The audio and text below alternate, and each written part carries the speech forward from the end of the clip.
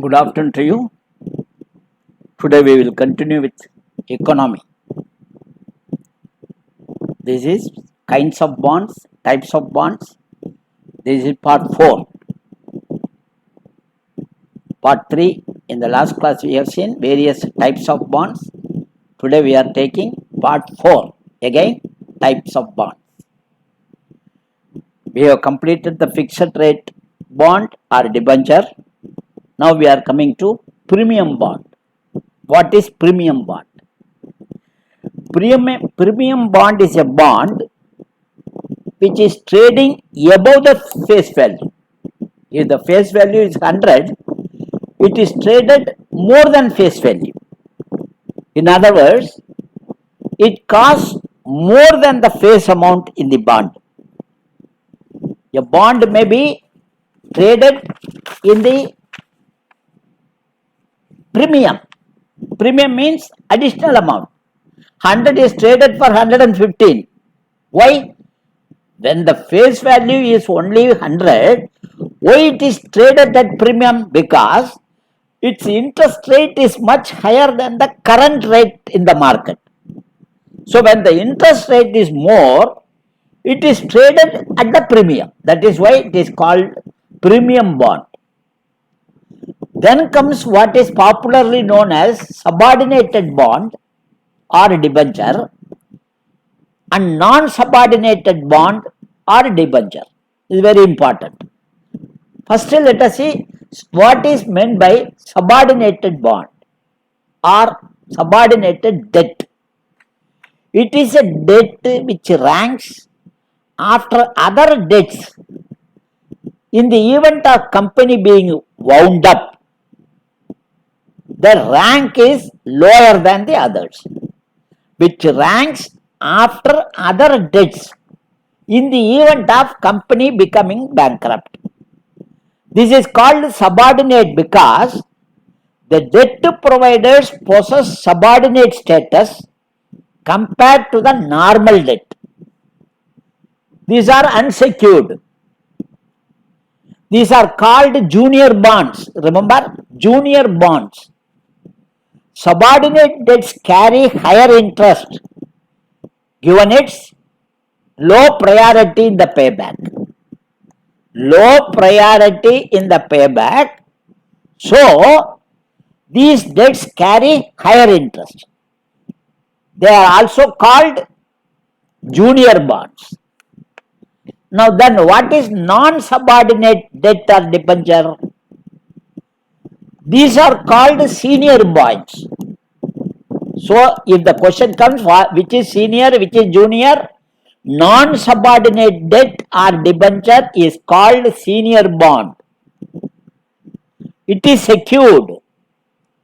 The difference between subordinated debt and senior debt is the priority in which the debt claims are paid by the company. The priority in which the debt claims are paid by the company at the time of winding up, liquidation.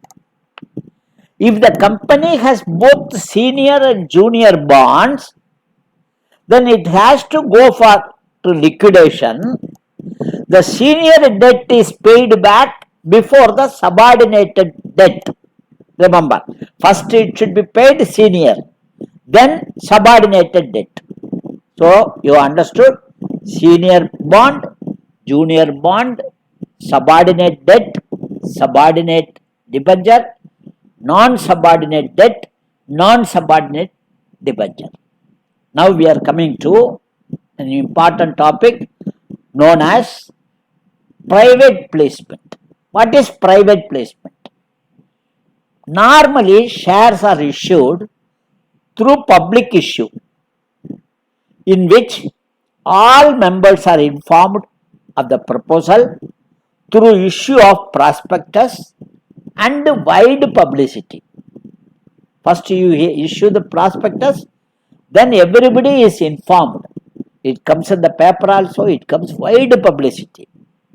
On the other hand, private placement is the sale of stock shares or bonds to predetermined investors. What is the crux? predetermined investors and institutions rather than on open market. So what is the first important criteria? It is addressed to, it is invitation is sent only to predetermined investors and institutions rather than on the open market. First, this is an alternative to initial public offering. Initial public offering. This is an alternative to initial public offering for a company which seeks to raise capital for expansion. Second category. Second difference.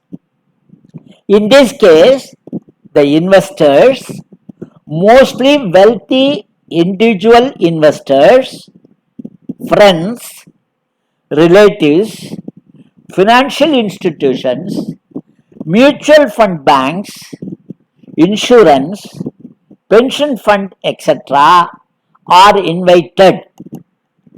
Both listed and unlisted companies are allowed.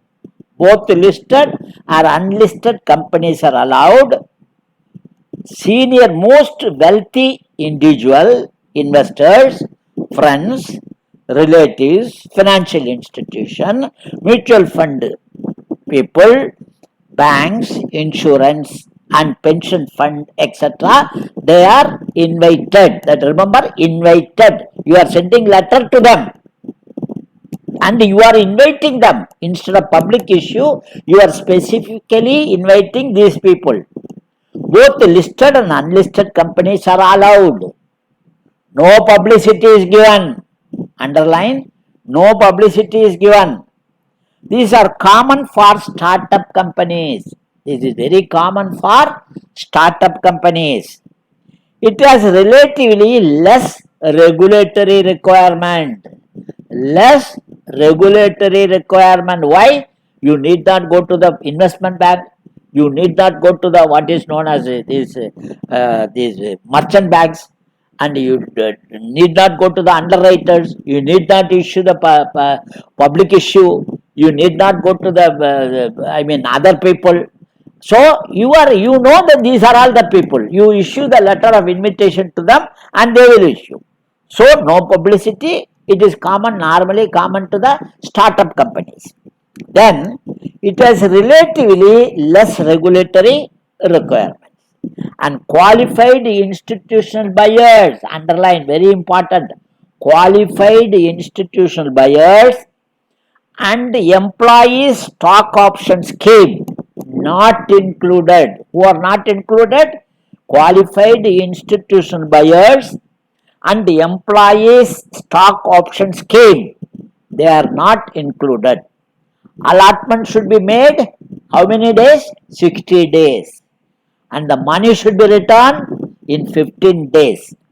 Then now you will ask, what do you mean by employees stock option plan? Stock option plan. You know, I get my salary from the company. Instead of salary, I may opt for shares. Very simple. It is an option given to them. If it is an employee benefit scheme under which the company encourages its employees to acquire ownership in the form of share. Advantage is twofold.